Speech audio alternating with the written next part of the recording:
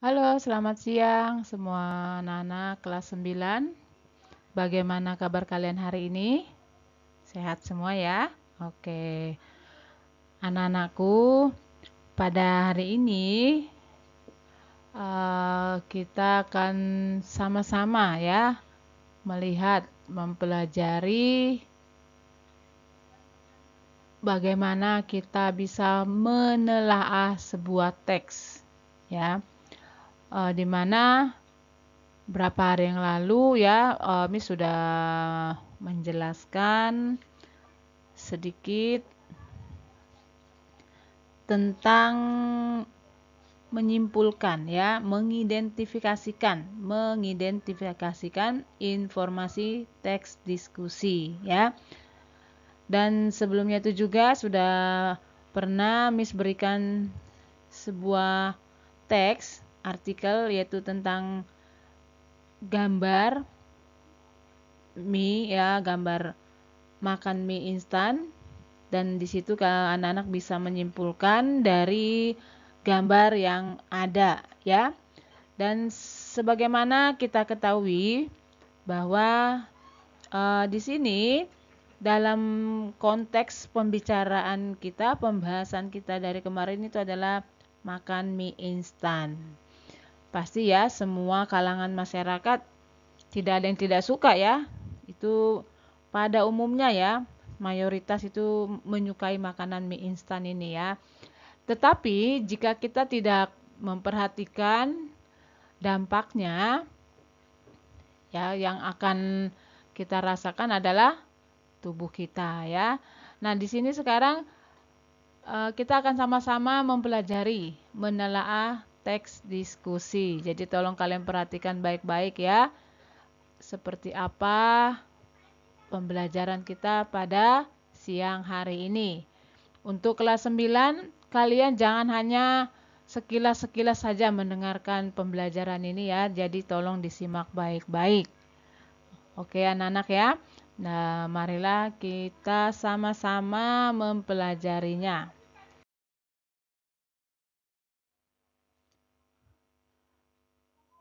Baik anak-anak semuanya.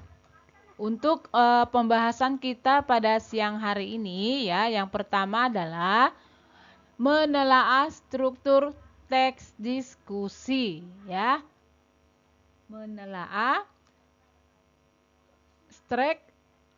struktur teks diskusi ya. Di sini struktur teks diskusi ini terdiri dari 3 unsur utama ya. 3 unsur utama apa saja? Nah, kita lihat untuk yang pertama yaitu adanya pendahuluan. Ya, jadi dalam sebuah struktur teks diskusi, kita akan menemukan yang pertama yaitu adanya sebuah pendahuluan, ya. Di mana pendahuluan ini berisi topik mengenai masalah yang akan dibahas, ya. Inilah yang disebut dengan pendahuluan, ya. Pendahuluan ini yang akan dibahas ya. Dan kemudian setelah kita ke pendahuluan, kita akan menuju ke isi ya. Bagian isi dalam teks diskusi berisi argumen pro ya, adanya pro dan kontra. Pro di sini artinya adanya pendukung ya, dan argumen kontra yaitu adanya penentang. Nah, dalam bagian inilah yang akan nanti kita selesaikan permasalahan itu ya. Dan nanti setelah kita menemukan titik terangnya, setelah kita menemukan solusinya, kita akan menyimpulkannya. Nah, ya, konklusi atau sebuah kesimpulan ya. Sebuah kesimpulan ini berisi pembahasan masalah ya, berdasarkan sudut pandang yang berbeda dengan memaparkan kemungkinan penyelesaian masalah tersebut. Nah, inilah 3 unsur yang ada di dalam struktur teks diskusi ya. Miss Linca rasa ini kalian paham ya apa itu pendahuluan, isi atau inti dari diskusi yang dilakukan ya. Setelah isi itu kita kemukakan, baru kita simpulkan ya. Kemudian untuk yang kedua adalah ciri kebahasaan teks diskusi. Ternyata dalam untuk membahas sebuah diskusi kita harus memperhatikan ciri kebahasaannya ya. Apa saja yang masuk ke dalam ciri kebahasaan teks diskusi? Ini lihat di sini ya, adanya keterhubungan kata dan kalimat ya. Adanya keterhubungan kata dan kalimat. Seperti apa keterhubungan kata dan kalimat? Nah, di sini ada Miss kasih contoh ya. Contoh yang sangat simpel sekali yang anak-anak pasti akan memahaminya. Perhatikan di sini. Dikatakan adanya keterhubungan kata dengan kalimat ini harus saling berkaitan, ya. Di sini ada contohnya, mie instan termasuk salah satu makanan favorit masyarakat Indonesia yang sangat mudah disajikan. Nah, ini ada keterhubungannya ya antara kata dengan kalimat yang mengatakan bahwa mie instan ini memang ya kita akui ini adalah makanan favorit masyarakat Indonesia. Dan untuk menyajikannya pun tidak makan waktu ya. Sangat mudah, sangat simpel dan rasanya pun pasti sangat menyukainya. Nah, inilah yang disebut keterhubungan kata dengan kalimat ya. Oke, kita lanjut lagi. Setelah tadi kita melihat keterhubungan kata dengan kalimat, kita akan menemukan keterhubungan makna. Adakah makna yang kita sampaikan itu ada kaitannya? Nah, lihat di sini ya contohnya. Tidak jarang orang-orang memakan mie instan dicampur dengan nasi. Padahal hal tersebut dapat meningkatkan risiko diabetes. Nah, ini berkaitan ya. Jika di sini dikatakan tidak jarang, nah biasanya orang-orang itu memakan mie instan itu dicampur dengan nasi. Ya, kalau kita pelajari apa dampak dari jika mie itu dicampur dengan nasi, seperti anak-anak sudah kemukakan kemarin ya. Tentang yang Miss berikan gambar mie instan, kalian ada yang mengatakan akan resiko diabetes. Nah, ya di sini Miss Linja jelaskan kembali ya bahwa jika nasi dicampur dengan mie instan itu sangat berbahaya sekali ya anak-anak ya. Jadi ada di sini kaitannya. Oke ya. Kemudian yang ketiga, penggunaan kata bersifat persuasif ya.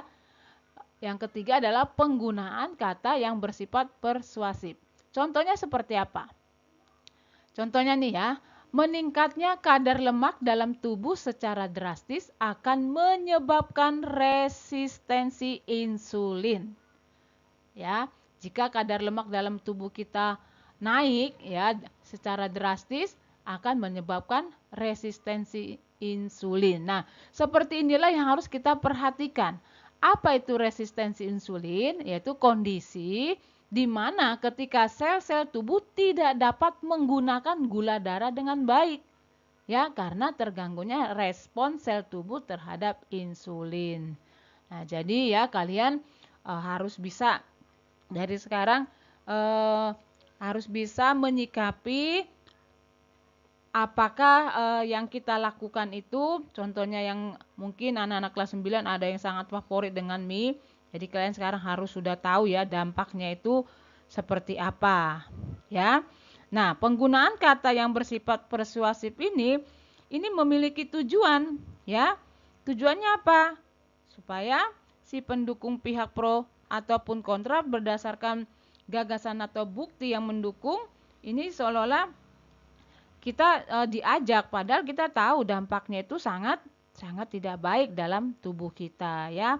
Jadi untuk yang ketiga ini penggunaan kata yang bersifat persuasif ini sebenarnya bersifat mempengaruhi si pembaca ya, bersifat mempengaruhi si pembaca sehingga setelah kita mengetahui dampaknya, nah disitulah kita akan adanya sebuah perubahan ya sikap kita ya terhadap penilaian kita tentang mie instan ya. Kemudian yang terakhir ya, kesantunan bahasa. Dalam kita menyikapi sebuah diskusi kita harus juga memperhatikan kesantunan bahasa ya. Kesantunan bahasa. Dalam menyampaikan gagasan atau pendapat sebaiknya tidak menjatuhkan atau menghakimi pihak tertentu ya. Itu tidak baik ya. Kalau kita ingin menyampaikan sebuah gagasan atau ide ataupun pendapat ya, itu sebaiknya kita harus memperhatikan bahasa yang kita sampaikan ya supaya kita tidak menjatuhkan orang atau menghakimi pihak tertentu ya. Jadi oleh karena itu kalimat yang ditulis menggunakan bahasa yang netral ya. Bahasa yang netral, tidak provokatif dan tidak mengundang kontroversi. Nah, disinilah yang harus kita perhatikan sekali ya, kesantunan dalam berbahasa. Contohnya ada di sini ya. Nih, selama tidak dijadikan sebagai menu harian, mie instan bercampur nasi dapat dijadikan sebagai menu selingan yang dapat dikonsumsi pada saat tertentu sehingga tidak memberikan dampak negatif bagi kesehatan. Dari contoh ini ya, ini tidak akan menyinggung pihak tertentu ya, tidak akan menyinggung pihak manapun karena kita menyampaikannya dengan bahasa yang sopan, yang netral ya. Tidak membuat seseorang tersinggung. Nah, seperti itu. Jadi dalam kita menyikapi, dalam kita memberikan sebuah pendapat, kesantunan bahasa ini sangat penting sekali untuk kita perhatikan. Ya, tadi yang Miss Linca sampaikan kesantunan bahasa ini dalam kita menyampaikan sebuah gagasan sebaiknya tidak menjatuhkan ya atau menghakimi pihak tertentu. Nah, ya. Jadi kalimat penyampaian kita ini menggunakan bahasa yang netral. Netral ini diterima oleh semua orang ya, tidak menyinggung, tidak provokatif, tidak membuat seseorang itu menjadi tersinggung. Oke ya, anak-anak ya. Jadi pembelajaran kita pada siang hari ini tentang menelaah pendapat dalam teks diskusi di sini ya. Sengaja Miss kasih materi kita singkat materinya ini kalian harus bisa benar-benar memahaminya ya. Ada beberapa struktur ya, ada 3 struktur yaitu pendahuluan, isi dan sebuah kesimpulan ya. Kemudian kita tadi sudah menemukan juga ciri kebahasaannya itu adanya keterhubungan kata dan kalimat, keterhubungan makna, penggunaan kata yang bersifat persuasif, lalu yang terakhir adalah kesantunan bahasa. Oke, semuanya anak-anak kelas 9 ya. Sampai di sini dulu penjelasan dari Miss Lince. Jangan lupa ini nanti kalian catat di buku catatan bahasa Indonesia ya, anak-anak ya. Oke, jika ada anak-anak yang ingin bertanya, tidak apa-apa ya. Tapi sejauh ini kayaknya kelas 9 ini adem ayem ya, tidak ada gregetannya untuk belajar ya. Semua Miss kembalikan lagi kepada anak-anak ya. Jika kalian ingin mendapatkan hasil yang baik, kalian pun harus ada sebuah perjuangan. Oke ya semuanya. Baiklah anak-anak, sampai di sini dulu penjelasan dari Miss Lince pada siang hari ini ya. Pesan dari Miss Lince, kalian harus selalu tetap semangat. Jangan suka pergi kemana-mana dan tetap perhatikan protokol kesehatan. Jika kalian memang dalam keadaan urgent harus pergi ya, itu pun kalau perlu. Kalau tidak perlu tetap kalian harus stay at home. Baik anak-anak, sampai di sini dulu pertemuan kita. Selamat siang atas perhatiannya. Miss Lince ucapkan bye-bye, Tuhan memberkati.